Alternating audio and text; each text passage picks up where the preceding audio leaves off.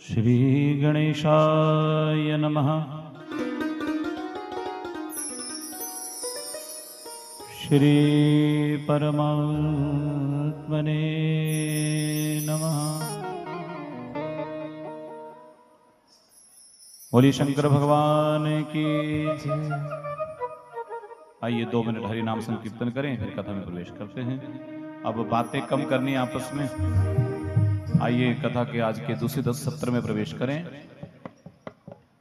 ओम नमः शिवाय, ओम नमः शिवाय, हर हर भोले नमः शिवाय, नमः शिवाय, ओम नमः शिवाय, हर हर भोले नमः शिवाय। नमः शिवाय, ओम नमः शिवाय, हर हर भोले नमः शिवाय, नमः शिवाय, ओम नमः शिवाय, हर हर भोले नमः शिवाय। जटाधराय शिव जटाधराय, हर हर भोले नमः शिवाय, जटाधराय शिव जटाधराय,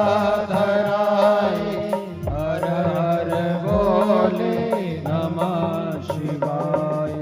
जटाधराय शिव जटाधराय, हर हर भोले नमः शिवाय, जटाधराय बोल जटाधराय, हर हर भोले नमः शिवाय। ओम नमः शिवाय, ओम नमः शिवाय, हर हर भोले नमः शिवाय, नमः शिवाय, ओम नमः शिवाय, हर हर भोले नमः। खाली सेवा भाव से।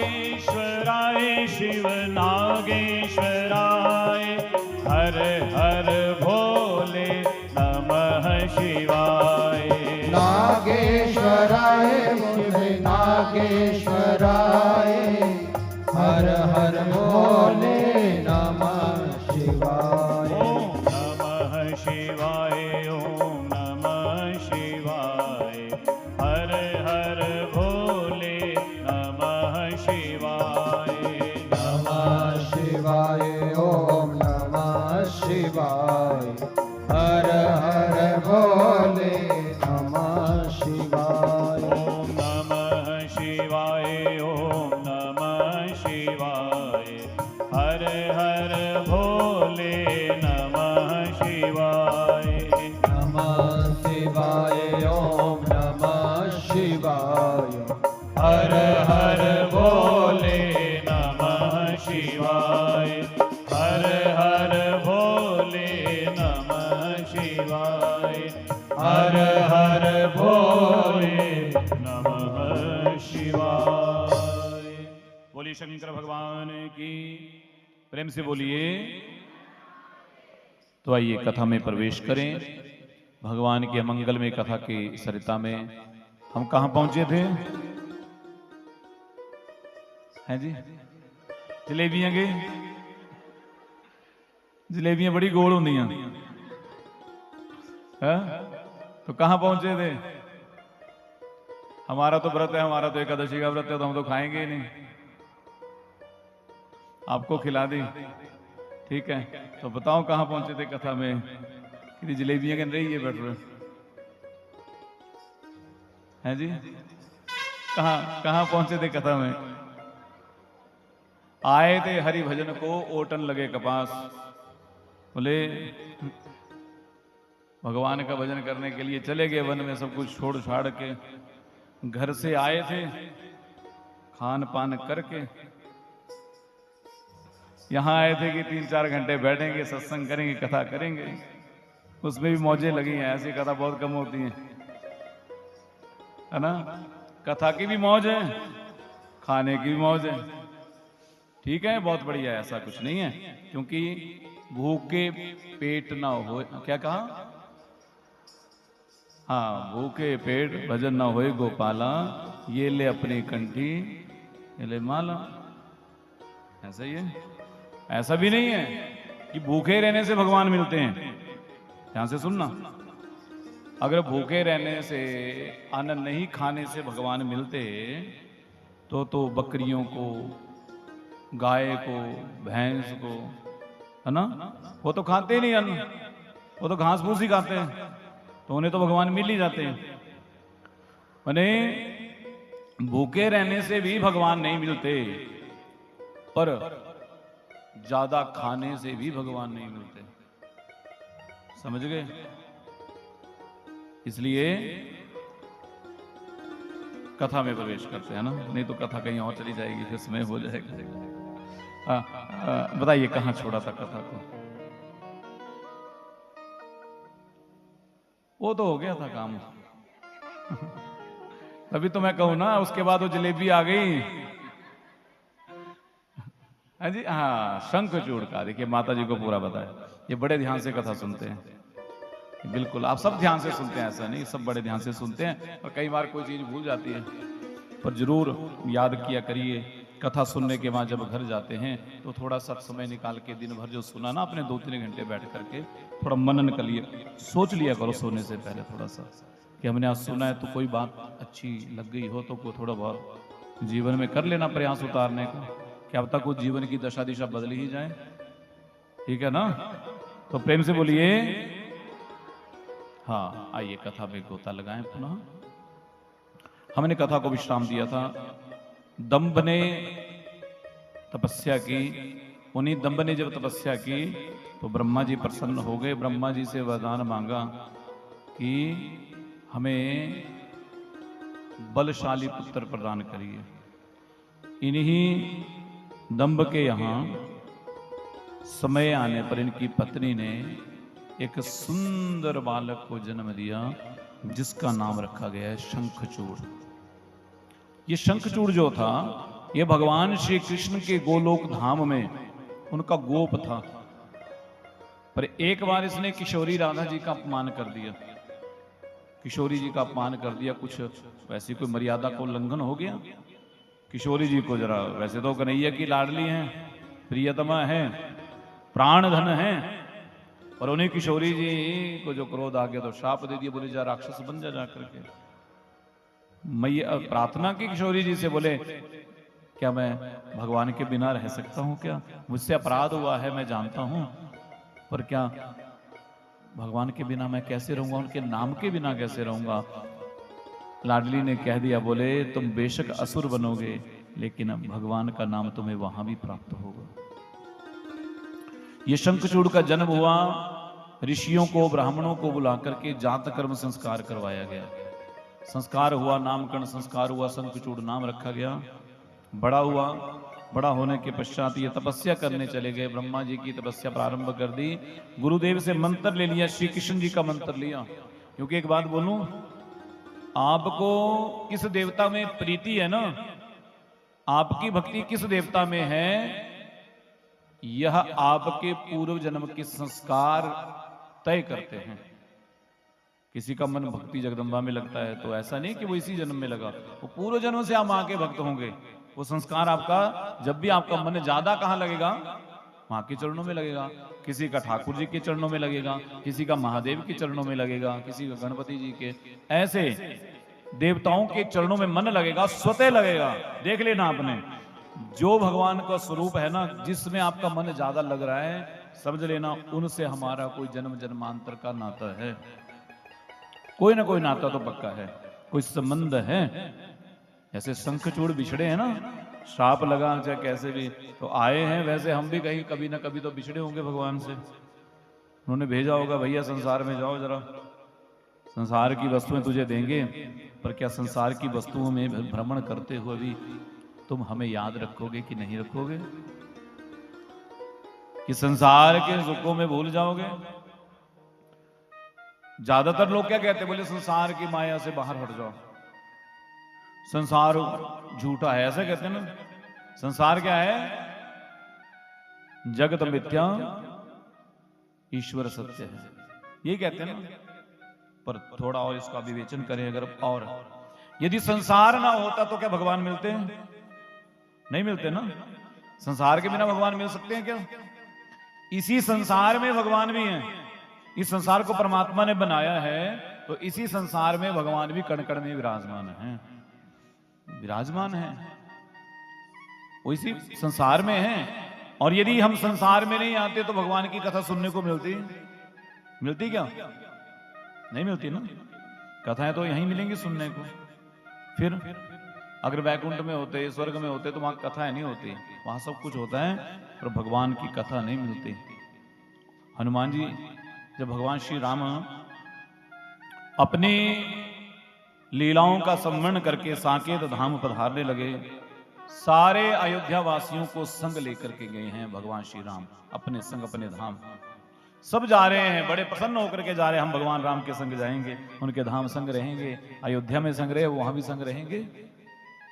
सब तैयारी कर रहे हैं जाने की, लेकिन हनुमान जी तो राम नाम की माला लेकर के बैठे हैं, राम राम सीताराम, राम राम सीताराम कहे जा रहे हैं।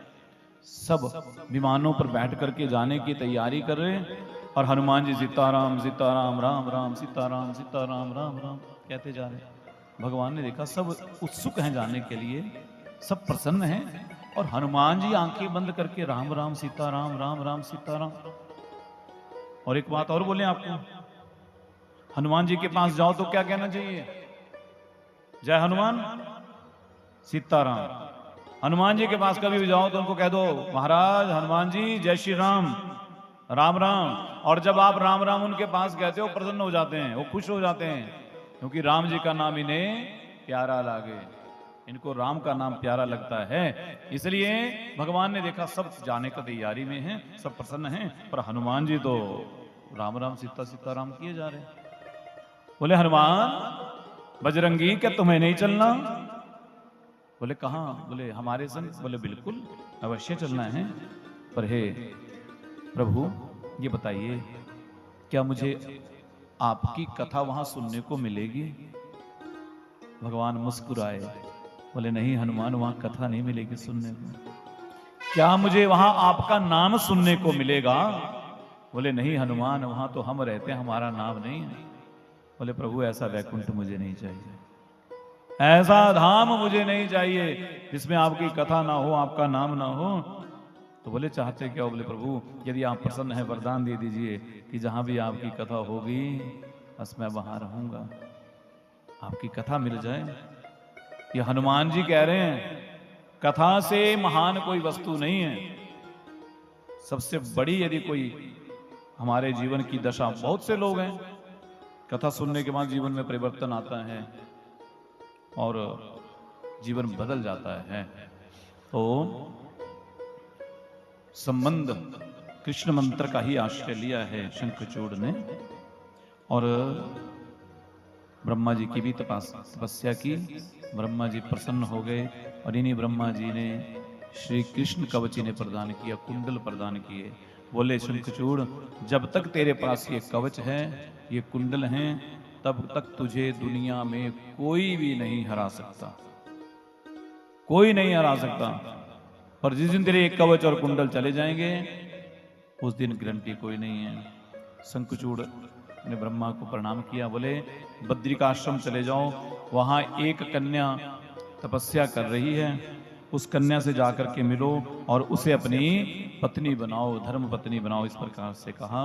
जब इस प्रकार से कहा तो अब शंखचूड़ बद्रिकाश्रम बद्रीनाथ गए हैं। वहां पर तुलसी जो थी वो तपस्या कर रही थी, माला घुमा रही थी भगवान के नाम की। इतने में शंखचूड़ पहुंच गए। बोले देवी प्रणाम। बोले प्रणाम। बोले हम शंखचूड़ अपना परिचय दे दिए पूरा, मैं ऐसे दंभ का पुत्र हूं, आपसे विवाह करने। बोले स्त्री जो है वो भगवत भक्ति के मार्ग में बाधा है, फिर भी आप हमारे से विवाह करना चाहते हैं।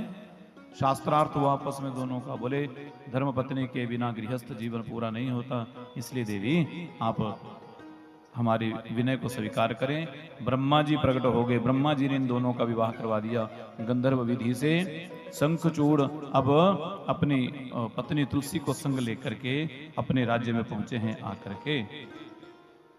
और देखिए जब राज्य में पहुंचे, बलशाली हो गया ना, तो बल जो है क्या होता है, शक्ति का मतलब है कल्याण करने वाली शक्ति। यदि हमारे पास है किसी भी प्रकार की कोई शक्ति है, ईश्वर की कृपा से हमें कोई शक्ति मिली है, चाहे धन के रूप में, चाहे शरीर के रूप में, चाहे बुद्धि के रूप में, कोई ऐसा सामर्थ्य परमात्मा ने यदि हमें प्रदान किया है, तो उस सामर्थ्य उस शक्ति से लोक कल्याण करिए, किसी का भला करिए।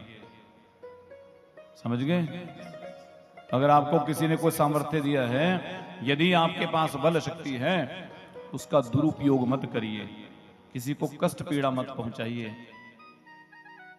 पर इसने उल्टा कर दिया, क्योंकि जब बल आ जाता है ना, अभिमान आ जाता है, शक्ति आती है, धन आता है, वैभव, तो अभिमान अवश्य आता है।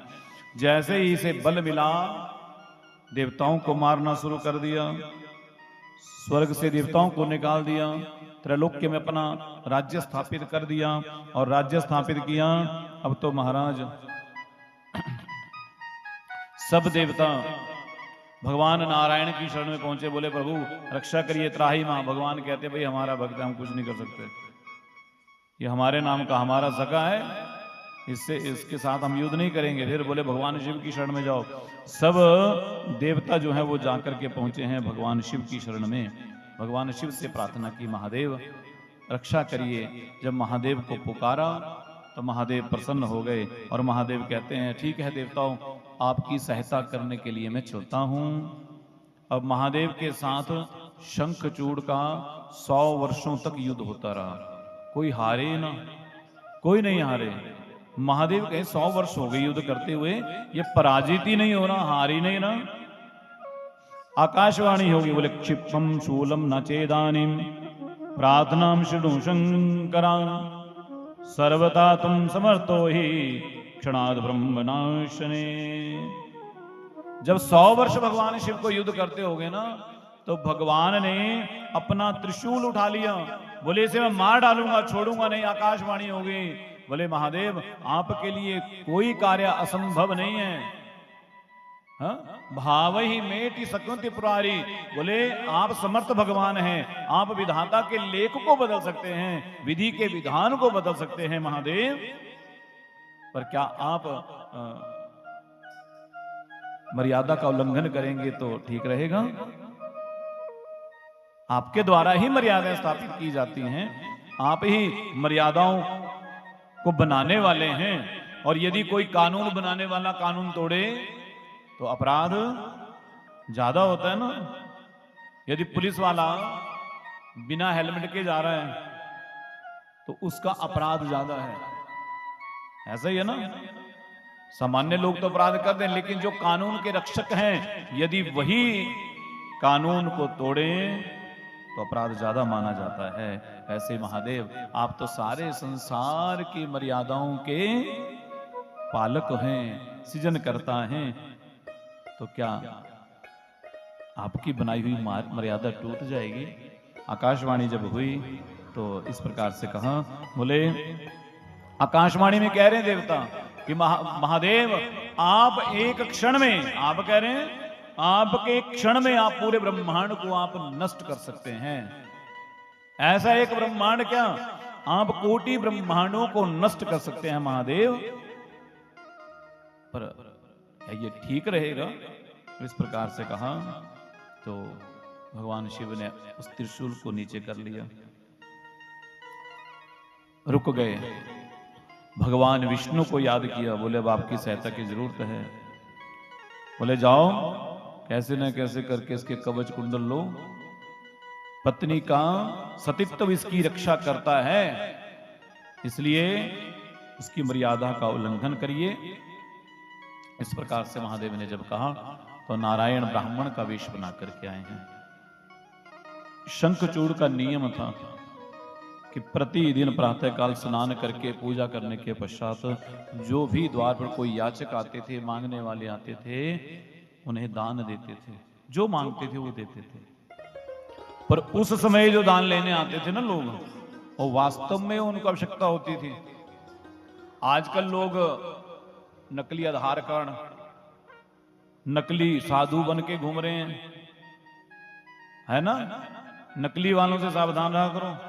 ये जो नकली घूमते हैं, फेरी वाले, कोई फेरी वाले बन के आ रहे हैं, कोई शनि के नाम से मांगते हुए आ रहे हैं, कोई साधु बन के आ रहे हैं।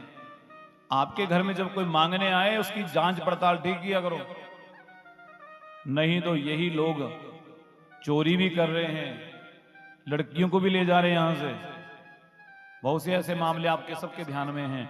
इसलिए हम लोगों को सतर्क भी रहना चाहिए। बोलिए शंकर भगवान की, प्रेम से बोलिए।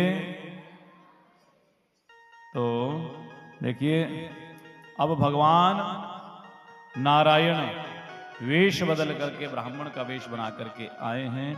और देखिए इधर शंखचूड़ जो है वो उसका नियम है प्रतिदिन दान करना। घर में कोई भी आए ना, उसको दान करना, आतिथ्य सत्कार करना।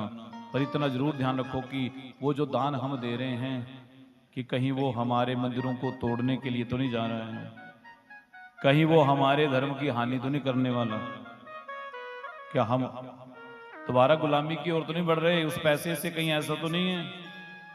मैं तो हर कथा में कहता हूं, स्पष्ट कहते हैं हम लोग कि हमें स्वयं कोई भगवान पहले के युगों में चतुर्भुज रूप में आते थे, अस्त्र शस्त्र लेके आते थे। कलयुग में भगवान कहते हैं भाई हम संघे शक्ति कलयुगी, हम इकट्ठे रहेंगे, एकजुट रहेंगे, तभी काम बनने वाला है। इसलिए एकजुट होकर के रहिए। और खासकर माताएं बहनें हमारी, ये कपड़े वगैरह जो सिलवाते हैं ना, इनसे कदापि नहीं सिलवाने। ये हमारा पैसा लेकर के यहाँ मस्जिदें खड़ी कर रहे हैं, ये सब कुछ खड़ा कर रहे हैं अपना सारा। और इनको कोई टोकता है तो इनके सपोर्ट में सारे लोग खड़े हो जाते हैं, हमारे लोग, पैसे के लालच में। वो पैसा, थोड़ा सा पैसा, थोड़ी सी सत्ता का लालच था। यदि जयचंद को सत्ता का लालच नहीं होता तो क्या भारत में मुगल होते? ये होते? अगर जयचंद सत्ता का लालच नहीं करता, जितनी बार भी बिका है तो हिंदू ही बिका है। हिंदू ही हिंदू का विरोधी बना है। बाहर वाले तो बाद में बने, पहले अपना ही व्यक्ति उनसे मिला जा करके, और उसी ने तो हमें हजारों वर्षों तक गुलाम बना के रखा। अब बड़ी मुश्किल से हम थोड़े निकले हैं बाहर गुलामी से। मानसिकता तो भी गुलामी वाली रह गई है हमारी, अभी पूरी तरह से आजाद नहीं हुए। पर फिर भी जब निकले हैं तो उसको संभालिए जरा। ऐसा नहीं हो कि हम धीरे धीरे दोबारा वहीं चले जाएं, समझ गए? तो शंखचूड़ जब दान देने के लिए बाहर आए तो भगवान बूढ़े ब्राह्मण का वेश बना करके आए। और शंखचूड़ ने कहा, कहिए महाराज भिक्षा। बोले हाँ भिक्षा चाहिए। और ये नियम था इसका कि जो इससे सुबह मांग ले वो दे देता था, वो पूछता नहीं था क्या मांग लिया, जो मर्जी मांग ले। बोले हमें आपके कवच और कुंडल चाहिए। शंखचूड़ को चाहता तो ना भी देता, क्या हो जाता, पर संकल्प था कि जो कोई मांगेगा वो दे देंगे। जैसे भगवान ने मांगा, बोले अवश्य दूंगा, पर पहले आप बताओ तो सही कौन हो। भगवान अपने असली रूप में आ गए, दे दिए दोनों चीजें वो शंखचूड़ ने। और अब शंखचूड़ ने वो दे दिए और भगवान ने वो ले लिए। इधर शंखचूड़ भगवान शिव से युद्ध करने के लिए गया, इधर भगवान नारायण ही शंखचूड़ का वेश बना करके शंखचूड़ के महल में पहुंच गए, तुलसी के पास। और तुलसी के पास पहुंचे, देव कार्य के लिए तुलसी के साथ विहार किया। लेकिन कुछ समय के पश्चात, और जैसे विहार किया, तुलसी का शील भंग हुआ। महादेव ने त्रिशूल चलाया, शंखचूड़ का सर धड़ से अलग हो गया। तुलसी मैया भगवान की चेष्टाओं से जान गई कि ये मेरे पति देव नहीं हैं। बोला आप हैं कौन? जैसे ये कहा कि आप हैं कौन, भगवान जैसे पत्थर होता है ना, पत्थर की तरह खड़े हो गए। कुछ बोले ही ना। तुलसी जैसे पहचान गई, भगवान पाषाण हो गए। बोले मैं जान गई तुम नारायण हो ना, तुमने मेरा शील भंग किया है। क्या तुम में हृदय नहीं है, में मन नहीं है, किसी प्रकार का कोई तुम में संवेदनशीलता नहीं है। अब पाषाण बने खड़े हो, मैं श्राप देती हूं आप पाषाण ही हो जाएं, आप पत्थर बन जाएं। भगवान ने सहर्ष स्वीकार कर लिया। और देखिए भगवान पाषाण बन गए, आज भी पाषाण बने हैं, आज तक पाषाण ही बने हैं, पत्थर बने हैं। और तुलसी मैया द्रवीभूत होकर के गंडकी नदी बन गई, एक तुलसी के पौधे में परिणित हो गई।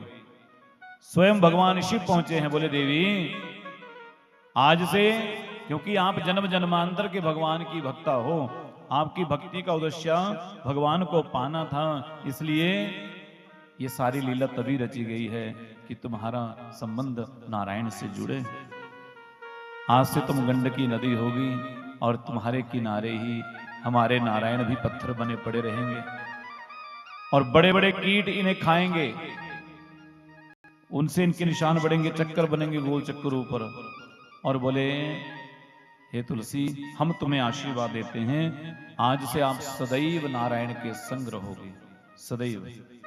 ये आशीर्वाद दिया भगवान शिव ने, इसलिए तो कहते हैं कि तुलसी मैया और शालिग्राम को कभी अलग नहीं करना चाहिए, कभी भी अलग नहीं करना चाहिए। भगवान शिव कहते हैं देवी आज से आप हरि प्रिया के नाम से भी जानी जाओगी, आपको हरि प्रिया भी कहेंगे, भगवान की प्रिया भी कहेंगे। देवी कह रहे हैं भगवान शिव, शालग्राम शिला विष्णु तुल्यास्तव संगमा सदा सादृश्यया बहु पुण्या विवर्धनी। हे भद्रे, हे तुलसी, जो आपके ऊपर तुलसी दल को चढ़ाएंगे वो संसार में सब प्रकार के सुखों को प्राप्त करेंगे। आप सबको सब प्रकार के सुख सौभाग्य देने वाली होगी। जो स्त्रियां आपकी पूजा करेंगी उन्हें आप सौभाग्य का वरदान दोगी। हाँ, पर जो पुरुष जो स्त्री शालिग्राम और तुलसी को अलग करेगा, बोले वो जन्म जन्मांतर तक पत्नी का पति का सुख प्राप्त नहीं करेगा।